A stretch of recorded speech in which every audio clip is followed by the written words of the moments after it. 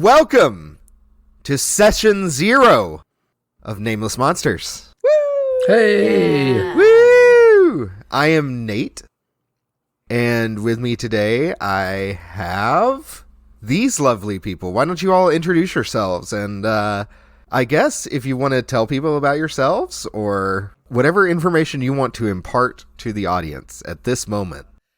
I'm Lester, and that is the only information I think strangers need to know. Man of mystery. Can't be argued with. I haven't taken a picture of myself, I think, in over a decade. Wow. Well, I'm Heather. You probably don't need to know too much more about me, except I love this game, and I'm super excited for all of us to be playing together. I'm Dennis. I was born on a cold, blustery day in January. No, that's... I'm excited to play. I'm excited to tell a story and all the other appropriate actual play podcast things that we would normally say at this point. Yeah, you can go watch other Session Zeros and glean everything. You know. Maybe we should just scrap this whole thing. We don't need this, right? I was going to say, I think it falls under fair use, probably. I'm not a lawyer. We just take someone else's Session 0 and then just dub over our names every time people talk. And then that's it. We're done. We're good. We're good to go. Awesome. We don't even have to do a Session 0. It sounded like somebody was laughing, but like really far away from their mic for a second there. It was me. It was me laughing far away from my mic. I'm trying not to blow it out. Every time I laugh, I see the spikes in Audacity just go, crazy. Well, what we got instead was just like... Can't even hear that. Oh, well. Can't even hear that. My Audacity picked it up, so that'll be a little treat. And on that note, we have a wonderful, wonderful producer who is editing our show for us. So send all of your complaints to him. And all of your flowers. Yes. If you do send complaints... No, we get the complaints. Gennaro gets the flowers. This is the way it works. Yeah. Okay, yeah. That's fair. That's Nate fair. Send gets us the the complaints and Gennaro Yes. flowers. Yeah, send me the complaints. Except I'm not on social media. Yeah, I'll be the complaints department. We all know. Success!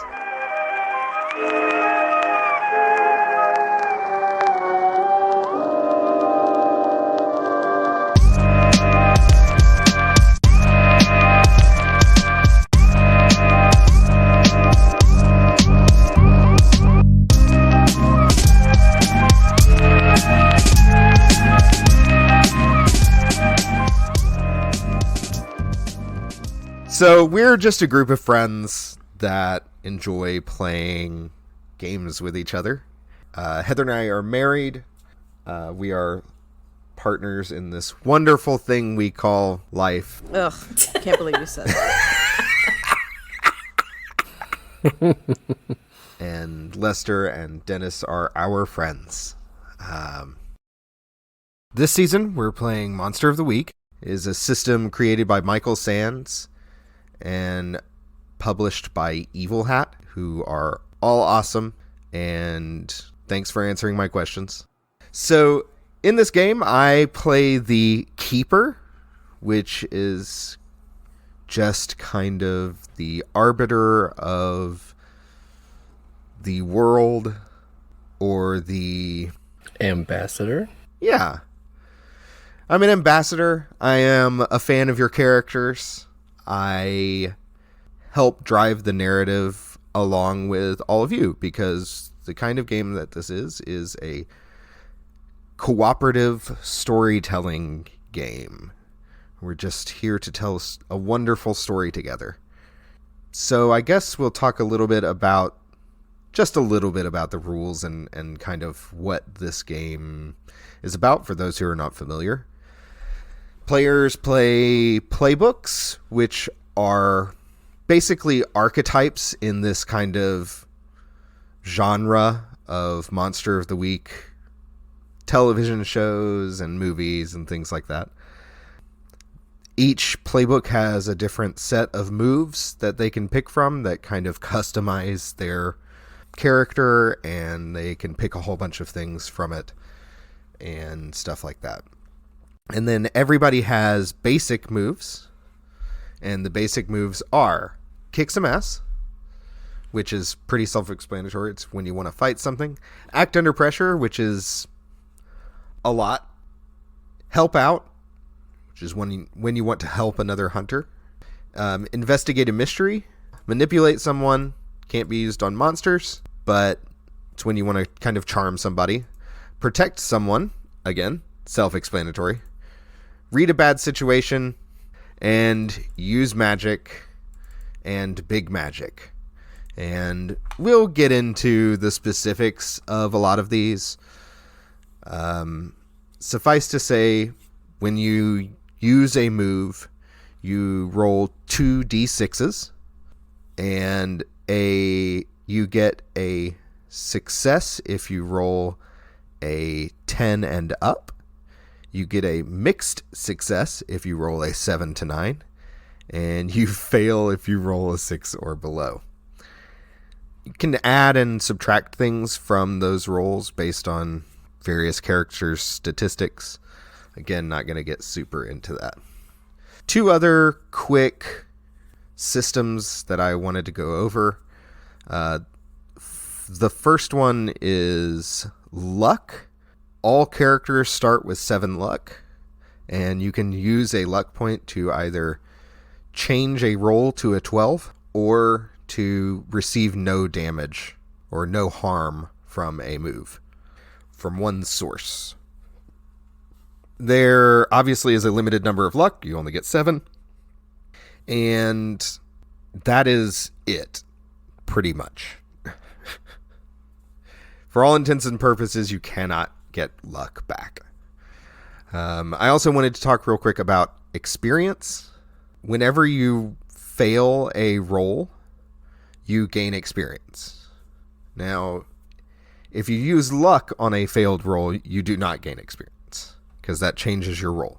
But if you get 6 or below, you get experience. We like to fail up here. We like to fail up.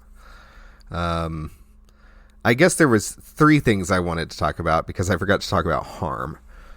Each player starts with 7 harm, and after they receive 3 harm, on the 4th harm, they're considered unstable, which means you need immediate medical attention, or you will die. Not a lot of health. People will probably die, probably Morris. Wow. Hey. Prophecy, threat, who can tell? But he's so young. Who's going to sell his crystals? So on the topic of Morris, do we want to get started talking a little bit about our characters? Giving just a little bit of backstory so that people have a little bit of setup in the first episode about kind of just for knowing who your characters are. Should I? And do you want to start, Lester? Yeah, I can start. I play Morris, who's in his early 20s. He is an undergrad in college. He goes to Southwestern Regional Appalachian Blue Ridge Mountain Community Junior College, and it is not accredited. He's majoring in communications. And I realized I chose communications because I was like, yeah, that's a useless degree. But that was like a useless degree a decade ago. And I don't know, with social media, maybe that's like more useful now. But let's all just go back a decade and pretend it's still useless. Sorry, communications majors. Morris is a member of a multi-level marketing scheme called Salem's Lots. And they sell crystals and Ouija boards and other weird magic-y things like, I don't know, herbs. You know, that's that type of stuff. And Morris is like, you know, shit at college, but pretty good somehow at selling crystals. Enough so that he's moved quite a few levels up in the multi-level marketing grift. He's just very recently started learning magic through the multi-level marketing. Because if you didn't know, when you get to be a level 10 Tupperware lady, they bring you into the occults and start, teaching you how to summon demons or whatever. Of course. I'm really sad that my mom never made it to level 10. Yeah. And that's only a couple levels before you get the van.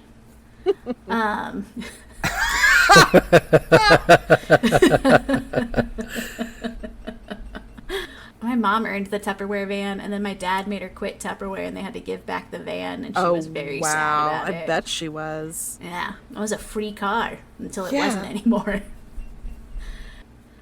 I have to say what he looks like, don't I? Early 20s, got black short hair probably, because that's what kind of hair most people have. Eyes, a face. Generally he's got a college t-shirt on, and then some weird Hawaiian print button up over that, and then a jeans jacket over that, even when it's 90 degrees out. And generally wearing some kind of outdoors pants, like jeans or cargo pants, and then hiking boots. I'm really, really glad to know that Morris has eyes. Yeah. Because I was going to ask. And a nose and ears. Oh, he gets them all. Yeah, and most of his teeth. Okay, cool. Making a note of the number of teeth Morris has. I want to say... I'm not making a note of that. So, we need to talk about the playbook. Oh, right. I keep forgetting playbook means class. Morris is a initiate. The thing he is an initiate in is in his multi-level marketing scam thing. So I think what we'll do is we'll put out people's a PDF of people's playbooks and not talk about specific. That's a good call. Stats. What do you guys think about that? I think that's good. Sure. Because I wouldn't know how to talk about that. All right. So send in some PDFs of your sheets. And we can update them as we level. Great idea. Okay, Brad now. As I mentioned before, I'm Dennis, and I'm going to be playing Brad Johnson. Brad Johnson is a man in his early 30s. He is reasonably tall. He is very athletic.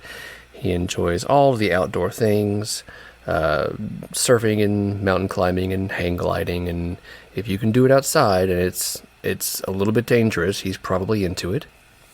He lives in a converted Sprinter van with a very sort of boho chic vibe.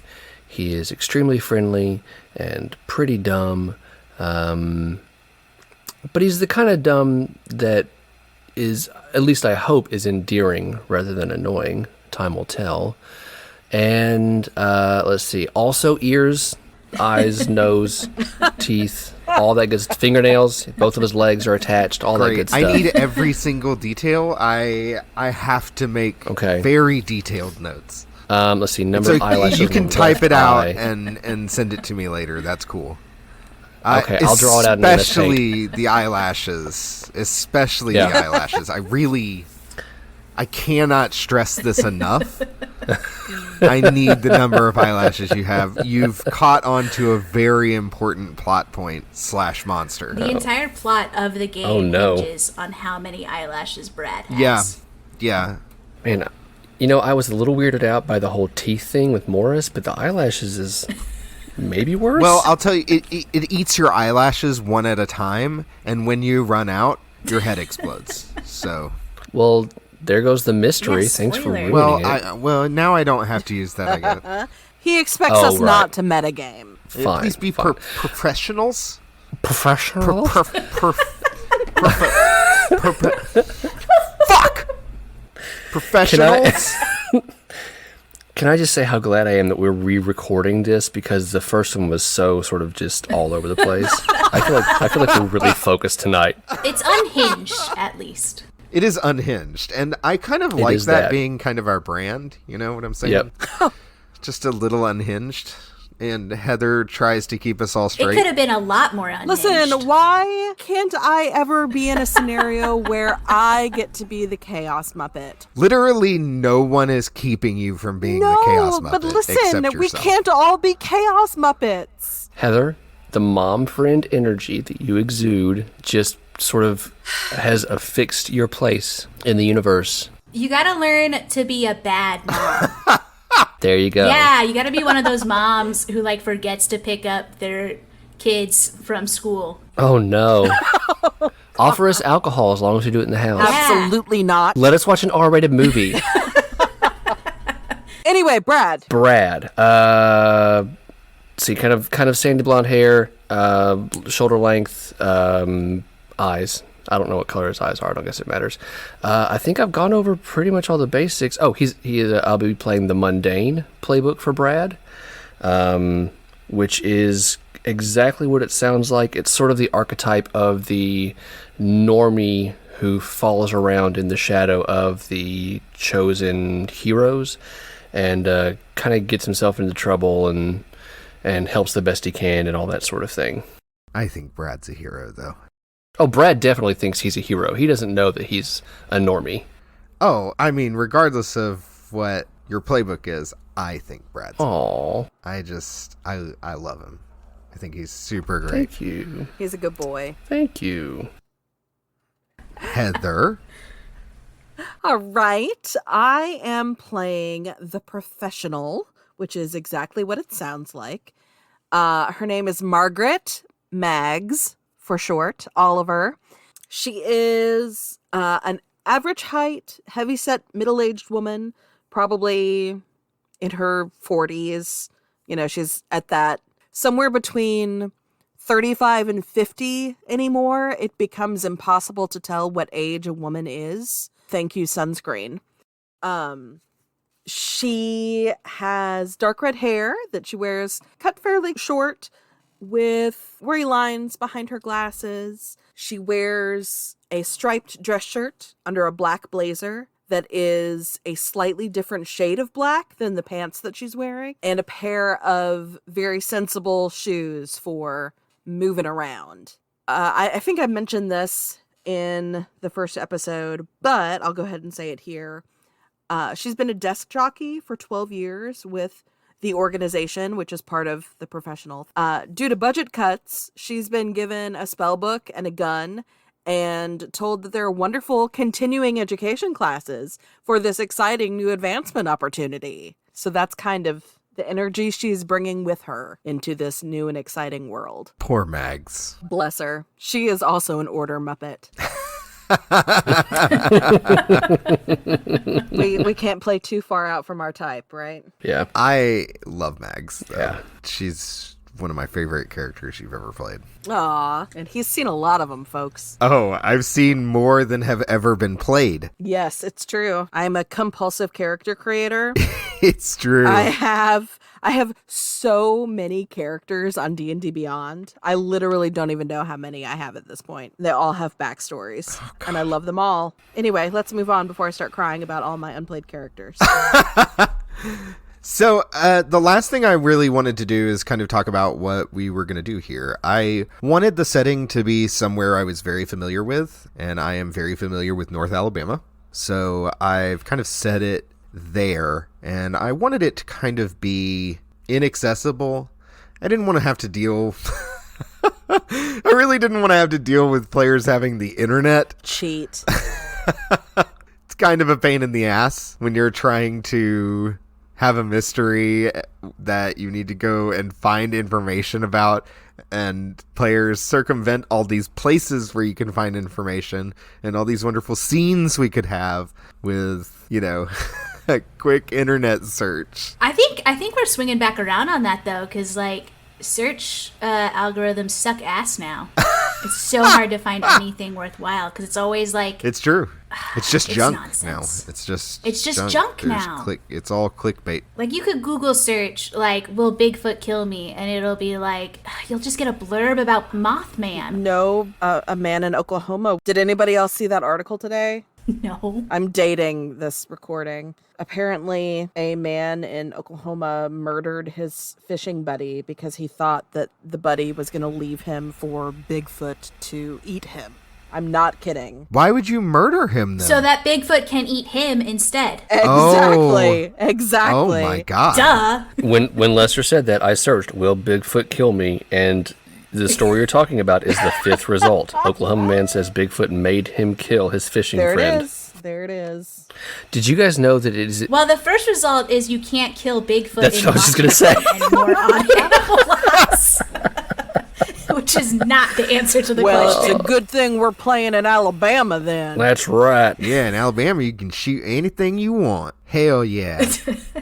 So that was my plan. Was to set it in a small town in North Alabama, out in the middle of nowhere. And honestly, I have only very broadly planned a story here. I hate planning out too much of a story or adventure because we play to find out what happens, right? That's one of like the rules of the game, is we play to find out what happens. So I have some very broad strokes that I want to hit, and the rest of it is just going to be us, the 4 of us all together, fleshing out this story and this world and the people and the town of Triple Springs and all of this. So I just wanted to clarify that for the listeners and for the players. And yeah, I guess that's pretty much it, y'all. Anybody have anything else they want to say? Get this and future episodes wherever you get your podcasts. You beat me to it. Well done, sir.